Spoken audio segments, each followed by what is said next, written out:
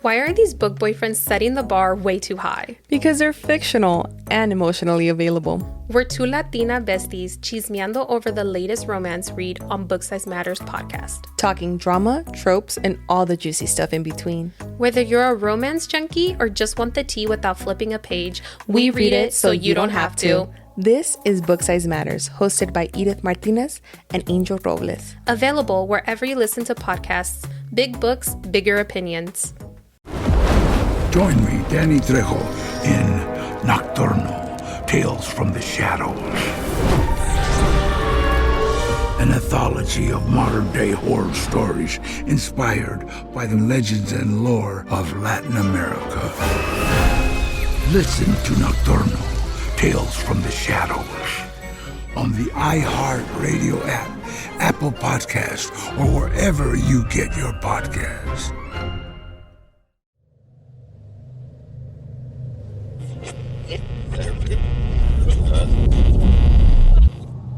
We were finishing our prayers when we heard someone knocking on the window. We all turned around in fear, because we were in a church at night at that hour, but also because it was impossible for someone to be knocking on that window on the second floor.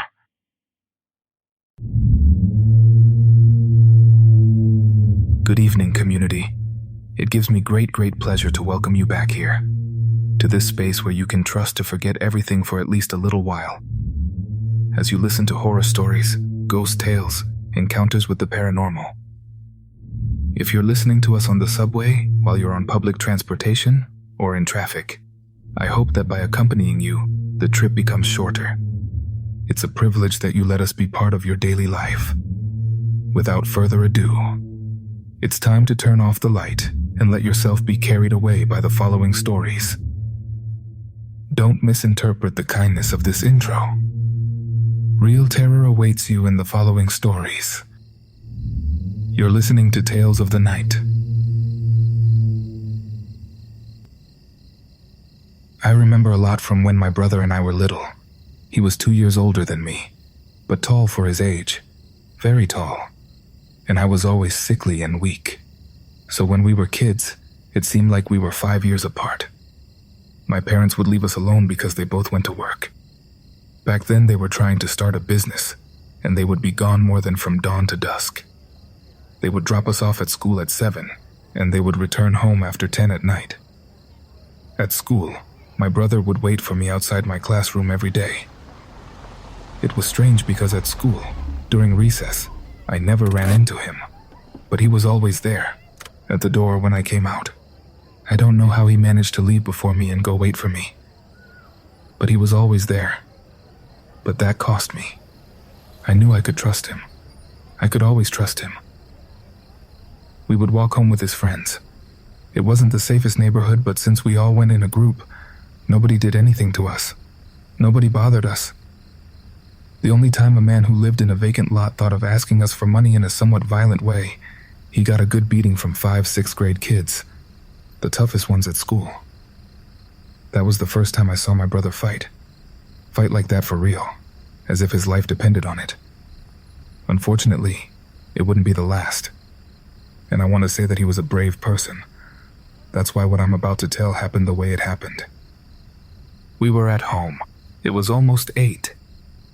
At that time, Doña Ofelia, a lady who was a very good friend of my mother's, would always come to bring us something for dinner. But on that occasion, we only received a phone call. She was letting us know she was running late, that we should eat something in the meantime, anything, that she would be there as soon as she could. My brother started looking for something to make, but there was nothing. Those were difficult times when the fridge was almost always empty, when everything went to the family business. Doña Ofelia didn't charge my parents anything for keeping an eye on us every day, for giving us dinner. She also did it out of affection for us. So there's no way to complain that she couldn't do us that favor that night. But there was nothing. Nothing for dinner. And hunger was pressing. I was looking from the living room, watching my brother search in the highest part of the cupboard, standing on a chair on his tiptoes to see if there was something hidden up there. The door of the house, between the living room and the kitchen. burst open, and we saw how a crying woman ran into our house, right between us, and went directly into my parents' bedroom. I didn't know what to do. I just stood up and my brother jumped from the chair where he was standing to peek from that hallway, between the living room and the kitchen, toward the bedroom. Then he looked outside, toward the street. He saw something that made his eyes wide, as if he had been frightened, and he ran to close and lock the door. I stayed still from fear, and he grabbed me and pulled me to our bedroom. When we entered the room, we heard someone kicking the house door very badly. It seemed like they were going to knock it down, that they were going to break it, with more depth. On the other side of the wall, we could hear the woman crying, very scared, hiding in my parents' bedroom. And suddenly, it was clear that the door had come down, that whoever was there, following her, had already entered. I started to cry. My brother pushed me toward the closet, sat me in the back and threw things on top of me to hide me.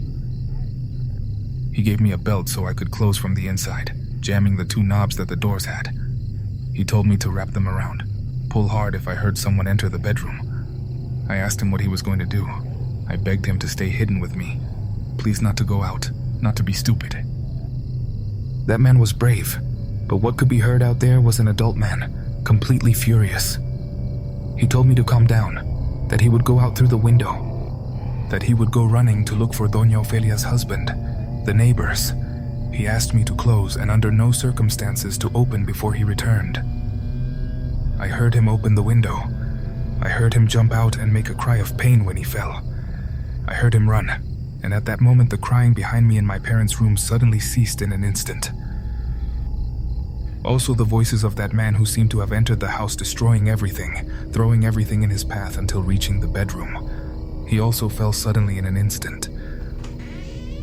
The bedroom door opened slowly. Someone approached the closet door.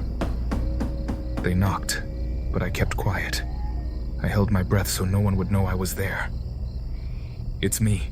Open up." I heard my brother's voice, but he had just left. He had said he would go running to Doña Ofelia's house, and that was on the back street. He couldn't be there. He tried to open and I turned the belt hard, squeezing as hard as I could. "I promise it's me. Open up. I want to show you something." I don't know why, but I couldn't anymore. The door was about to open, even though I was trying to hold it, so I just gave up. I removed the belt from the knobs. I opened slowly. "I told you it's me, dummy. Come see." It was my brother, smiling, but with a different smile, nervous. I went out with him. He showed me the hallway. Everything was in order. The house door was in perfect condition. Then we went to see my parents' room, and there was no one. Not a single sign that someone had been in there. It was as if the lady, and whoever was following her, had vanished. "Nobody came in," he told me. I tried to tell him that wasn't true, that we had both seen them come in. That wasn't a ghost. We saw a lady come in running, screaming, a real lady. We heard her hide in my parents' bedroom. That lady had left the house door open. My own brother had closed it afterward. I know, but nobody came in," my brother responded with sadness. I asked him what he had seen outside when he looked out. When he closed quickly and locked the door, he only shook his head no, as if he hadn't seen anything, or as if he didn't want to say. When Doña Ofelia arrived with dinner, minutes later the first thing he did was tell her what had just happened. She looked at me somewhat puzzled, looking at my brother as if to confirm that what I was saying was true. And then she told my mother. The 2 of them were praying from then on, every night in my parents' room for 9 days. Nothing strange ever happened again in that house. My parents are no longer here to ask again about this story. Neither is my brother. I never found out what he saw. I couldn't ask if they knew if something else had happened in that house or what I saw. I keep thinking that maybe it was a moment stuck in time, frozen, repeating itself, perhaps from the past. Maybe it's something that hasn't happened yet. I hope it's the first one. Join me, Danny Trejo, in Nocturnal, Tales from the Shadows. An anthology of modern-day horror stories inspired by the legends and lore of Latin America. Listen to Nocturnal, Tales from the Shadows on the iHeartRadio app, Apple Podcast, or wherever you get your podcasts. Hello, community. My name is Ulises Ojeda, and I'm from Sonora, in northern Mexico. For a long time, I've wanted to share this story, but I've only told 4 people, my best friends, for fear they'll think I'm crazy, that I'm making it up. For privacy reasons, I'm going to change the names of the people involved, and I'm starting to write before I regret it again. This happened 6 years ago. I was 17, and back then I was going to the church youth group. I had been there for a while, and they had invited me to be part of the coordination team. There were about 10 of us, all more or less the same age. The meetings were on Friday nights. We would meet in a room that was on the 2nd floor of a building next to the church. To enter, you had to go through a very heavy metal door that was on one side of this building. Then we would cross the classrooms. One had an old piano, and the other an electric organ. To enter, you had to go through a very heavy metal door, like all the doors in that building. Then we crossed the classrooms, one with an old piano, and the other with an electric organ.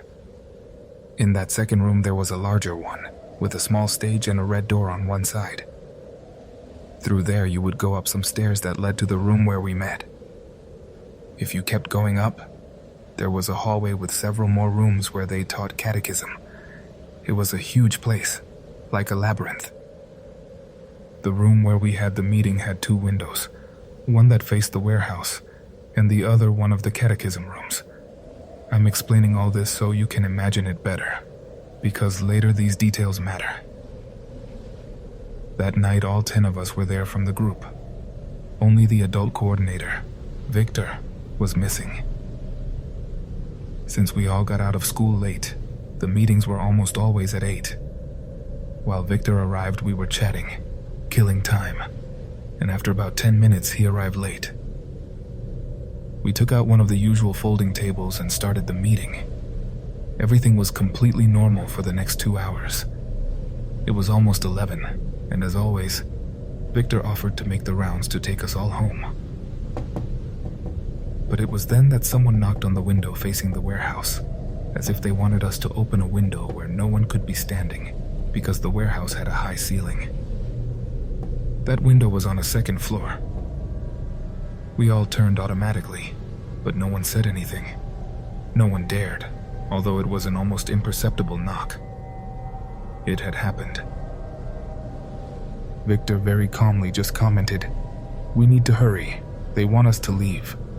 We tried to continue with the meeting, although we all had doubts. And just when we were about to finish, they knocked again.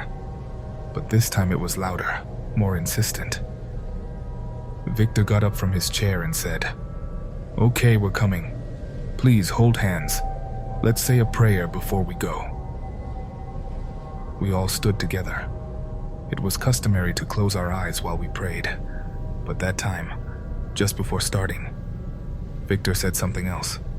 "I'm going to ask you something, guys. Close your eyes and don't open them until I tell you." We looked at each other. No one said anything, but you could tell everyone was thinking the same thing. Something very, very strange was happening. We crossed ourselves and began to pray. Victor had barely said the first words when I clearly heard the room door open, a heavy door that screeched horribly when it moved. There was no way to mistake that sound. I felt how Daniela, who was on my left, and Miguel, who was on my right, squeezed my hands tight, and then I knew I wasn't the only one who had heard it, that I wasn't imagining it, that it wasn't suggestion. A moment later, the door closed. It closed with a force that made me jump.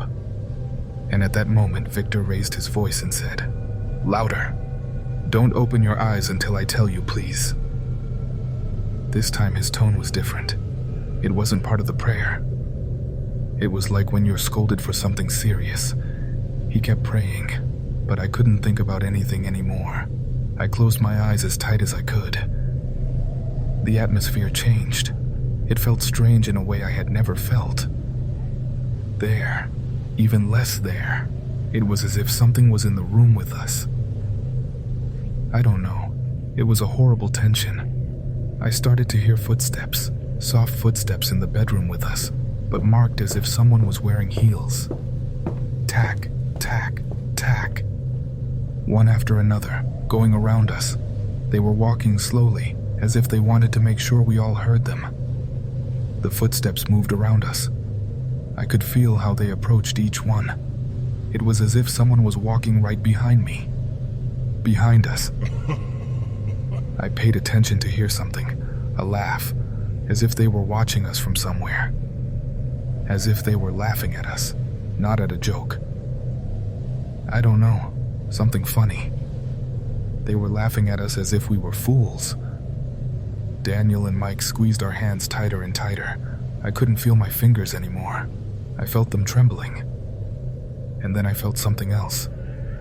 Something was pressing on my shoulders, as if someone was trying to push me to the ground. My back started to hurt as if I had something on top of me, and right after I felt a breath. It was in my face. It was strong, agitated, and I felt there was something in front of me very close. I didn't dare open my eyes. Suddenly, Fernando, another one from the group, screamed with a broken voice. "Victor, hurry, please!" Victor accelerated his prayer, and when he finished, he told us, "As soon as I give the order, open your eyes and run. Don't look back at anything. Look at the ground and run.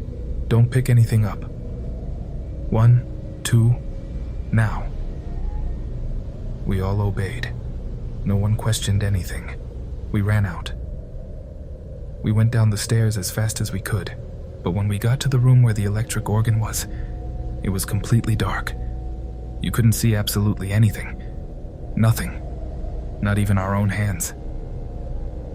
We looked for the light switch, but we couldn't find it. And then someone said we should form a single file, that we should hold onto each other's shirts to guide ourselves, not to let go. And so, blindly, we went forward feeling our way until we reached the entrance room. When we got to the exit door, Fernando tried to open it, but he couldn't. "It's locked. Victor has the key." And that's when someone asked where Victor was. Someone else answered that he had stayed upstairs. We were silent. No one said anything. A note from the organ was heard. Just one. It was a dry sound, like wood, but it sounded through the pipes. We panicked and started yelling at Victor to hurry, and a few seconds later he came down, running with his cell phone light on. He opened the door and we shot out toward the plaza that was nearby. We stayed there lying down, literally lying down, trembling. Some were crying, wondering what had happened. Others, like me, didn't say a single word. No one knew what to say. Victor tried to calm us down, but there was no way to explain what had just happened. The next day we had to go back for our things. We went up scared, as if expecting to find something or someone. But what was there was just as strange. Although it was alone, everything was messed up. Folders torn to pieces, sheets scattered on the floor, backpacks open, notebooks emptied. It looked like someone had been there all night rummaging through our things. Victor just looked at us and said that whenever someone with a good heart tries to do good, they run the risk of evil trying to sneak in. I never went to another meeting together in that room. I couldn't. And unlike many of the stories told here, where people review a paranormal event over and over again, to this day, no one else from the group has talked about this again, about what happened to us. It's as if we wanted to pretend it never happened. Join me, Danny Trejo, in Nocturnal, Tales from the Shadows. An anthology of modern-day horror stories inspired by the legends and lore of Latin America.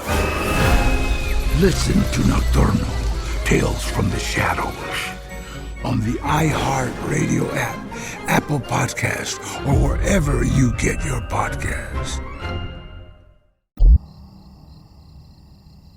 Hello, Uriel and the Tales of the Night community. My name is Saul, and first of all, I want to thank you for giving me this space. I have been a follower of the program for years, and I never thought that one day I would be here telling our stories, those of my family, the Holguins. We have lived strange things for generations. Some stories have passed from mouth to mouth among us, like in all families. Others we lived ourselves. And although sometimes it's hard for us to talk about them, we can't deny them.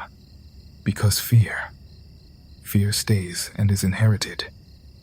Today I want to tell you 3 of those experiences. They are just the beginning, but they all occurred in the same house, my grandparents' house.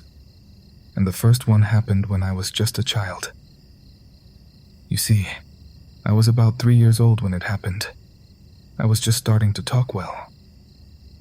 Maybe that's why it's one of my first memories in life.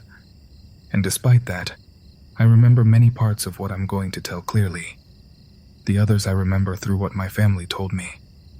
That house was huge and was always full of people, noise, birds, but also something else. Something that was felt very clearly. We have a store in front and an altar in the garage. Entering the house was the living room on the left, the stairs on the right, and a recliner on the way up. The kitchen, the dining room, the bedrooms, and a long hallway that led to the patio full of cages with little birds. During the day, everything seemed absolutely normal, but at night that hallway had something that made even adults walk fast. One of those nights I was alone on the second floor watching cartoons. When they say that, suddenly I started screaming, "It's my turn! Give it to me!" My cousin, who was in high school, came up to see what was happening. She says she found me crying. Arguing with someone? With someone she couldn't see. I told her that the boy didn't want to give me the TV remote, that he had hidden under the bed. My cousin, very scared, checked, but there was no one. She just turned off the TV and we went downstairs. However, it wasn't the only time I mentioned this boy. It wasn't the only time I saw him. Another night, I was sitting on the stairs watching TV with my grandfather. He got up to attend to the store and left me alone. And I remember this very well. When he left, I felt a hand on my back. Small, light and cold. Very cold. That sensation. The small hand on my back. I still have it well marked. I turned around very scared, but there was no one. Before I could yell at my grandfather, a ball started to come down by itself from the top floor. A ball that my grandfather had bought me just that same day. It went down step by step until it reached my feet, as if someone had thrown it to me to play. Over time, we learned that it wasn't my childhood imagination. My grandmother came to say that sometimes she saw him and very well defined that what was there was a boy with denim pants and a checkered shirt, that this boy had been living there for many, many years. And this that I just told, of course, was barely the beginning of what we lived with him. Over time, we understood that this boy never left, no matter how many years we went without seeing him. He never left. He came back. We saw him out of the corner of our eye. We heard him running down the hallway. He lived there, and although at first he only seemed to want to play, that presence began to feel clearer and clearer, until one afternoon, without warning, fear became close. Too close. I was in elementary school. My cousin and I were big fans of the WWE. It was an afternoon like many others. We went up to the bedroom where we watched the shows. There were 2 beds there, a single and a bunk bed. And when we entered, everything seemed normal, until we plugged in the extension cord to turn on the TV. As soon as we made contact, it short-circuited, and at that moment the blanket that was on the bed, a black and blue blanket with a tiger print, started to catch fire. But in seconds the power went out in the whole house. My cousin ran out and I followed him. My uncle started to go up with buckets of water from the patio, and I just watched everything from the stairs in shock. The second floor filled with smoke and a heartbeat. I can't explain to you how fast the second floor filled completely with smoke that wouldn't let us see anymore. When they managed to put out the fire, they finally started screaming. "The children! Where are the children? Where are they?" My cousin yelled from the stairs. "Here, I have one." And he took my hand and we started to go down hurriedly. My Aunt Susanna screamed from upstairs. She said she saw one in the smoke, that he was there. She followed him down the hallway as if scared and he escaped her, until she finally managed to take him by the hand, pulling him without being able to see him. "Come down, Susanna. Both are here," my grandparents said from below. My aunt stopped. She let go of the hand of the child she had grabbed without seeing through the smoke. She couldn't see anyone else anymore. In the smoke, she realized there was no one else there. She ran down, poor thing. I remember it. And she couldn't go back up alone that night. She wasn't the only one who saw a third child running through the smoke, but no one could explain who else was there. And that night, I think more from the scare of the child than from the fire. No one could sleep. Fear had already settled in the house, although days passed and no one felt the same. We couldn't live alone. No one liked being in silence. The atmosphere was very strange. I would dare say as if something had opened. This happened when I was in 6th grade of elementary school. That's why I think I remember it more than all the previous stories. That night, Mom was at my grandparents' house, with my uncles playing cards, having a beer. It was late when we decided to leave. I remember well that at the moment of going out to the street, something felt strange. I felt like we shouldn't leave. Nothing had happened yet, but something was wrong. You could feel it. We were in the car, my mom driving, me in the passenger seat, and my brother asleep in the back seat. The rain constant and strong. It rained so much that one of the city's rivers overflowed. When we got to the intersection, we simply couldn't cross it. The water was already covering the road. We had to go back to my grandparents' house. It was as if we had to spend that night there. My aunt got dressed. They went up to the 2nd floor to continue playing. In one of the bedrooms, in the living room, they had put together a couple of mattresses for my brother, my cousins, and me to lie down. Only there we all fit. That's why they left us in the living room and turned off the light. I was sound asleep when everything started. My uncles and my cousin Chelly. From upstairs, they heard someone crying in the living room. They thought it was one of us. Chelly got up, went down and saw something on the mattress.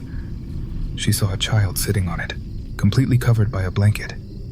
You could only see the silhouette, but the blanket was so delicate that you could see with total clarity that it was a small child underneath it.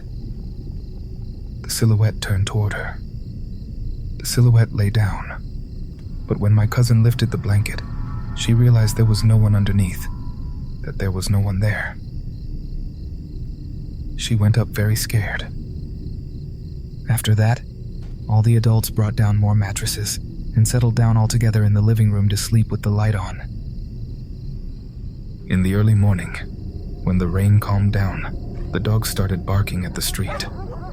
First far away, then closer and closer to us, as if something was approaching. Then came the scream. First soft, as if carried by the wind, then louder, clearer. That I did hear. There I did wake up. Up close it seems like a scream, but when it moved away you could understand something. Words lost in the wind. Maybe it was just crying. Or maybe it did say something. Especially when it was close. The crying was so deep that it got into your chest, that you could feel it in your bones.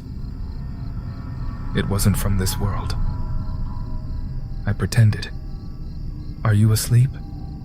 I didn't dare move until someone murmured, "It's La Llorona." There I felt my blood run cold. She has always scared me a lot. One of my uncles said that night the gates of hell were open, that night the spirits walked among us, and I don't know if that's true. But it was one of the longest nights of my life. The next day we pretended not to have heard anything, but the fear I still remember as if it had just happened yesterday. The last ones are not the only ones with stories like these. This community is not the only one with stories like these. But what makes them different is the way we remember them, how we remember them, those of us who experience them, those of us who seek not to let them be forgotten, no matter how much fear they provoke in us. We remember them with details, with respect, with fear, and with affection. Because fear can also be inherited, like surnames. Thank you for listening to these family tales tonight, and thank you, Saul, for allowing us to tell them. A very special greeting to all the people who listen to us as a family, and I want to ask you, please, if you have the privilege to do so, take a moment to look around, to feel who you're with, to value it. All the moments with your families are moments that will not return. All are a treasure. We'll hear each other very soon in more tales of the night.